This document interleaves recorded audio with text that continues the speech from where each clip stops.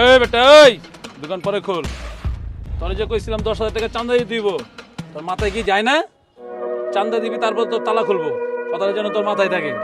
ভাই আমি অনেক চেষ্টা করছি টাকাটা ম্যানেজ করার লেগে, টাকাটা আমি ম্যানেজ করতে পারি নাই।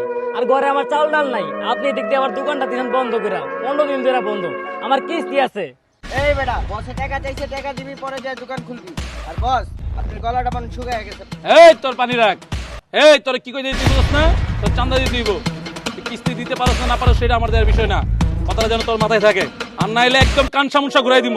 ভাই 15 দিন দোকানটা বন্ধ থাকাকালীন আমার মালগুলো নষ্ট হইতেছে ভাই, আপনি আমারে কিছুটা সময় দেন, আমি বেচা আপনারে কিছু টাকা হইলো দিয়ে দিব ভাই।